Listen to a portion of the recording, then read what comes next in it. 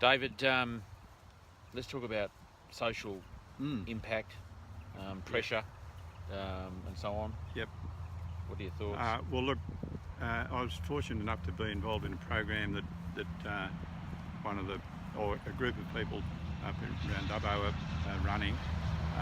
They're trying to. They got to the point where they've said to themselves, it's no longer good enough for David Marsh to say he's a good bloke because he said he was last year and he's a better bloke this year than he was last year. We want some evidence. So, and rather trying. Even whilst that is a true statement, you're a good bloke, David. Thank you.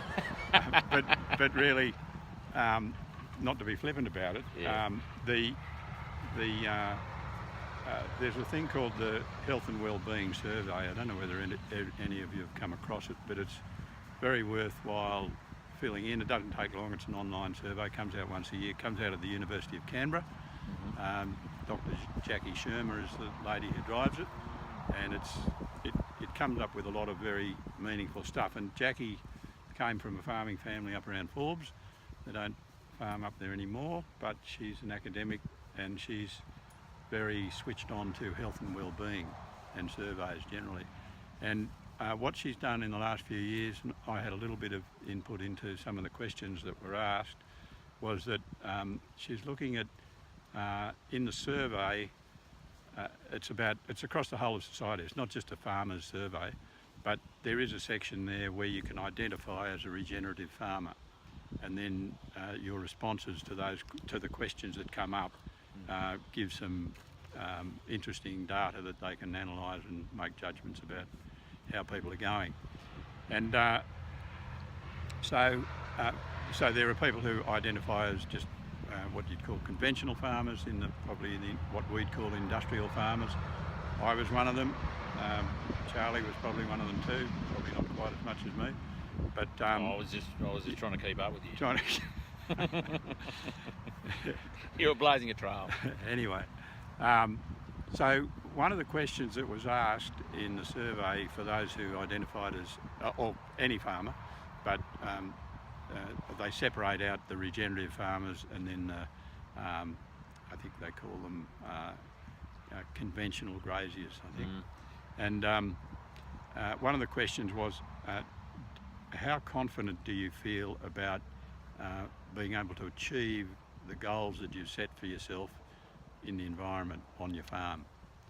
And the results were quite startling, because 100% of people that identified as regenerative farmers felt they were confident that they could achieve their aims on the farm. Now it's very rare in these sort of surveys. They're very robust. They've been, surveys have been done for a long time all over the world. The results they get are very robust. People don't tell porkies when they're doing these surveys, but it's unusual to get swings of more than 3% away from the norm. And this was a swing it was close to 30% above the norm as to how confident people were to be able to achieve their goals for the farm. That's an incredibly... Their environmental goals, or their goals generally? Look, I'm probably misquoting things here a little bit. I better be a bit careful I don't get Jackie's data mixed up. But certainly people were confident. I think it was environmental. So what they were hoping to achieve for the farm was in their view, they were 100% confident they could. Yeah. There was another one that was asking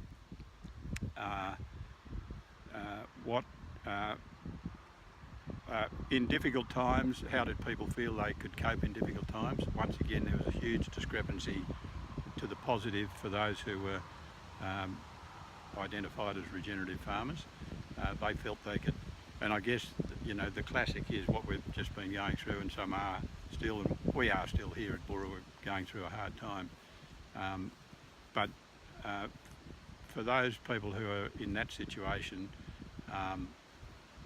if they've identified as regenerative farmers, they feel as though they're confident that they can get through. They've got the tools with which to cope. So that's a very important finding. There was a third one which I can't remember, so I can't quote it. But there were three things that that regenerative farmers performed incredibly. Oh, that's right. Just a general health. That's right. General health. How do you perceive your general health? And As an individual? As an individual. Yeah, right. Yeah, that was a question you had to answer. And yeah, regenerative farmers saw themselves, their general health, as incredibly healthy compared to the rest of the farming cohort. And there, you know, when I saw these figures, I thought, oh, you know, how real is that? But no, it's incredibly real. It's very robust. So, you know, that's a very important finding, and it's something that I've often thought, you know, when the weather changes, you know, things start changing on the farm.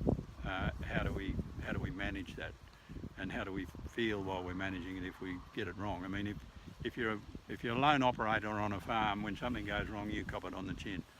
If you're working for someone else, you've got to explain to someone else why it's the way it is. That's more difficult, I suppose. David, you mentioned before in that second question about that people felt they had the tools to, I guess, cope. What are some of the tools that you use that are in your toolbox? And others that are available to help people cope? Okay. Well, look, I think the first one, if you're grazing livestock, the ability to be able to monitor growth rates. So that's probably looking ahead of you a bit, but it's often a lot about looking behind you and seeing what's going on in the paddocks that you've just come out of. That gives you a big clue as to whether growth is faster or slower, and that has a big impact on the amount of recovery you need to plan for those plants. So that's number one. Number two is what we talked about before, being able to assess how much grass you've got at any stage. And you don't just do that in a season that's hard. You know, I find we're doing it maybe 3 or 4 times a year, just how much grass have we got? Because it makes you confident if you need to reduce animals to do that, and do it in a very timely fashion where you're not trying to throw animals onto a market that's collapsing. You're always ahead of the game if you're planning, but also if the season's looking really good for you, you could be buying when others aren't wanting to buy, and that can be a positive as well. So yeah, I think those things are probably the biggest skill you can take out of holistic management. I mean, no one can change your attitude. You've got to change your attitude and your philosophy of how you relate to the land. But the really big thing is, I've forgotten what I was going to say, Charlie. Oh no, another tool. So what about sort of the you've mentioned before, you know, in terms of the time really, you know, your day, like what your day used to be when you were conventionally farming compared to sort of what your day looks like now, and your use of time and your focus on goals. Well, I mean, writing a goal for a family, that's one of the toughest things to do, I think, because you've got to consider everyone in the business. That's not just that's probably mostly your family. If you're employing people, it's probably them as well, because it's very hard to implement this stuff if you've got people who don't understand what you're doing. So it's really, really good if everyone in the business, if you're doing a course, to do that course. Writing the goal down is important. It's not a static thing. It's something that can be revisited, and if it's not meeting your needs as a family, then it's obviously a live document. You can make it change. But generally, you know, your values don't alter much. You know, and what you're saying is, how do we want to live? This is a social side of the goal you set. How do we want to live based on our values? And so that's a very personal statement for people to make about their lives. But then when you start making decisions, you have to consider this decision I'm about to make, whatever it may be, how's that going to affect what we say we want as people? And if we're doing things that are going a long way away from what we want as people, it's probably going to be unsatisfying, and we want to think very hard about why we'd be doing it. And I remember when I was doing some study in a sustainable agriculture degree I did back in 99, probably in 2000 and 2001, and there was this thing where you were asked a whole lot of seemingly random questions, and you plotted the answers on a quadrant, and it was designed to see whether you were an ecocentric thinker, in other words, involved with nature, attached to nature, that was the thing that motivated you, or whether you were a technocentric thinker, more about the physical attributes of machinery and all that sort of stuff. And my answers were, I knew if you'd asked me that I was keen on the natural world, and the answers I gave showed that was absolutely the case, very strongly. And then it suddenly hit me that in my farming life I was behaving in a totally different way to the way I naturally am. I was behaving in a very technocentric fashion, and I had this underlying unease about what we were doing. I was disenchanted about, although we were growing crops that were sometimes high yielding, I could see that I just didn't think it was going to cut it for the planet long term, and I didn't like looking at the legacy my behaviour was going to leave the planet. So that was a big motivation for us to try and look for some other way of farming. And so you've got the social part of the goal, you've got what are you producing, and as soon as we say that, everyone thinks, oh well, I'm producing wool, beef, meat, whatever it is. But there's a whole lot of other things you produce, and they're really important. And they're important not only for the production side of things, but they relate to how you are as a family and what you want for yourselves.